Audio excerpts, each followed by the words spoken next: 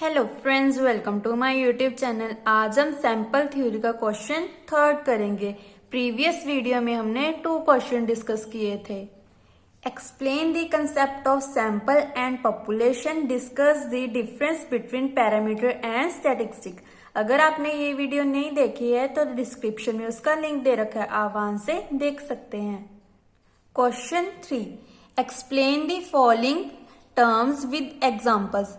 First is null hypothesis. Second is alternate hypothesis. Critical reason, level of significance, type 1 and type 2 error. ये सभी terms important है for 4 marks. First is null hypothesis. In any statistical investigation, the hypothesis of no difference is called null hypothesis and is usually denoted by H naught. जो null hypothesis है उसको हम किसके साथ denote करते हैं? H naught. The terms no difference means that the difference, जिस term में कोई भी डिफरेंस नहीं होता between hypothetical parameter value and sample statistics.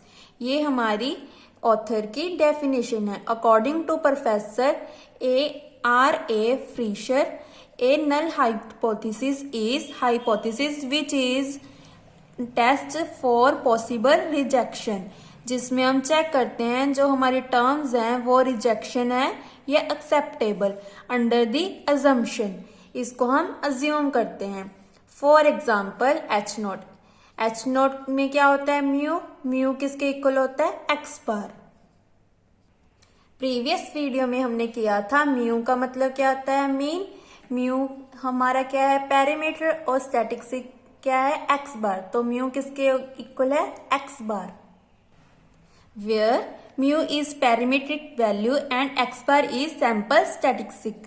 Null hypothesis H naught will be that there is no significant difference between population parameter and sample statistic.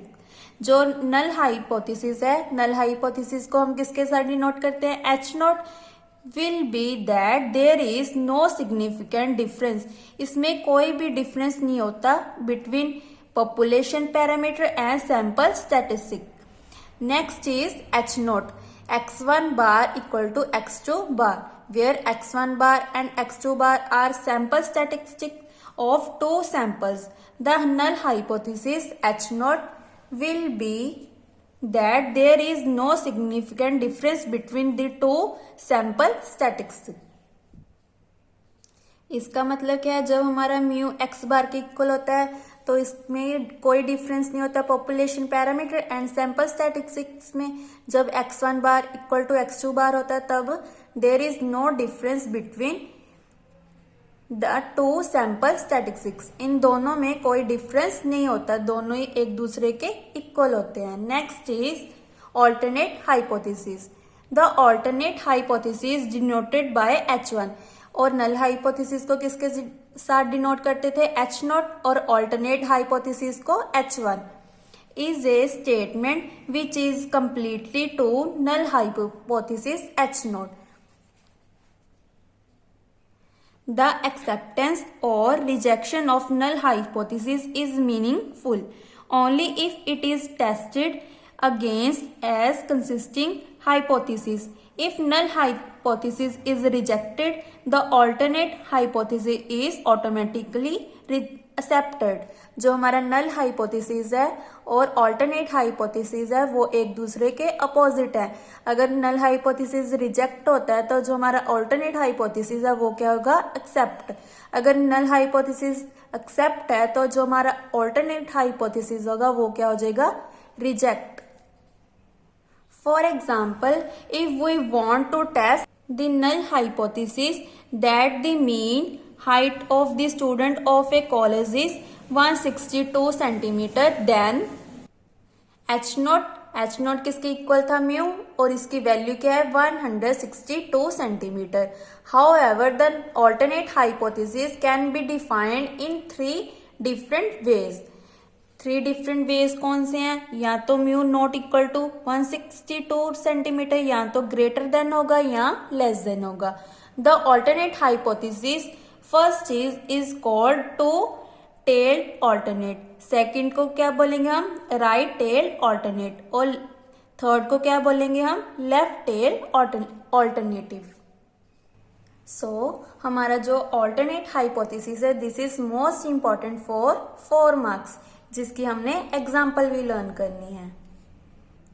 Third is critical region, the set of value of set test statistics is in a hypothesis test for which the null hypothesis H naught is rejected is called critical reason। जिसमें H naught हमारा reject हो उसे हम क्या बोलेंगे, critical region. और region of rejection, the region completely to critical reason is called acceptance reason।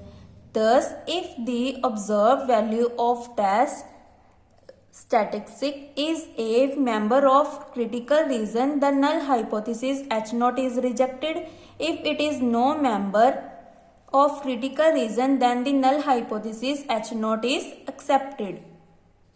इसका मतलब क्या है, अगर क्रिटिकल रीजन का कोई मेंबर है तो जो हमारा नल हाइपोथेसिस H naught है वो क्या हो जाएगा, रिजेक्ट। इफ अगर कोई भी मेंबर नहीं है क्रिटिकल रीजन का, देन जो हमारी नल हाइपोथेसिस H naught क्या हो जाएगी, accept. The value of test statistic which separate the critical region and acceptance region are called critical value और सिग्निफिकेंट वैल्यूज। जैसे कि यहाँ पे फिगर 1 में शो हो रहा है z किसके इक्वल है, 0। ये हमारी राइट हैंड साइड है, राइट हैंड साइड जो ऑल टर्म्स क्या होती है हमारी पॉजिटिव, तो z अल्फा, ये क्या है हमारी right hand side, sorry left hand side, left hand side में हमारे ऑल टर्म्स क्या होते हैं, नेगेटिव, तो यहाँ क्या आ गया -z अल्फा। ये हमारी क्या है अपर क्रिटिकल वैल्यू, और ये हमारी क्या है लोअर क्रिटिकल वैल्यू। ये जो हमारा शेडेड पोर्शन है वो किसको डिनोट कर रहा है, क्रिटिकल रीजन, जिसको हम किसके साथ डिनोट करते हैं, α/2। सिमिलरली यहाँ पे critical region α/2। The critical value of test statistics for two tails test at the level of significant. Level of significance को हम किसके साथ डिनोट करते हैं, z alpha, which is determined by p mod of z greater than z alpha, किसके equal होता है, alpha के।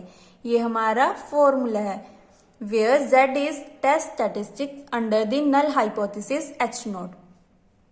इसको हम कैसे लिख सकते हैं, z greater than z alpha और z less than -z alpha equal to alpha, जैसे हम ग्रेजुएशन में करते थे।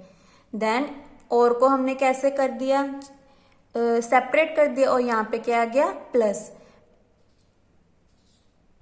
But P Z greater than Z alpha equal to P Z less than -z alpha, तो ये दोनों इक्वल हैं, तो ये क्या बन गया x + x 2x, तो यहाँ पे क्या आ जाएगा 2p z greater than z alpha, किसके इक्वल था, अल्फा के।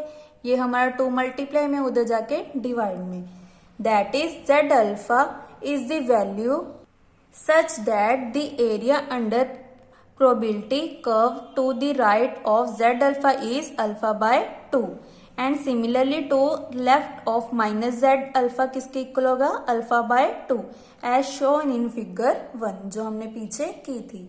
ये देखो z अल्फा के लिए भी क्रिटिकल वैल्यू α/2 है और -z अल्फा के लिए भी क्रिटिकल वैल्यू क्या है, α/2।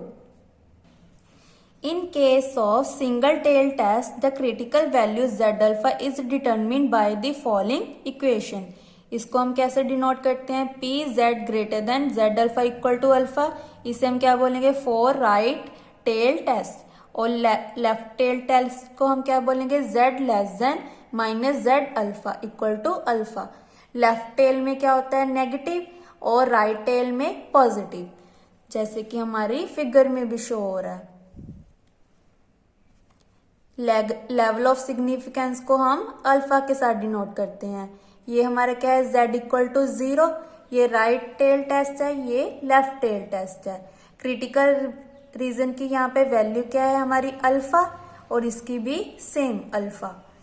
z इक्वल टू 0, यहाँ पे क्या है z equal to 0, minus z alpha पे क्रिटिकल की वैल्यू क्या है अल्फा, और प्लस z अल्फा में भी इसकी वैल्यू क्या है alpha. So I hope you like my video. Please like, comment and subscribe my channel. Thank you.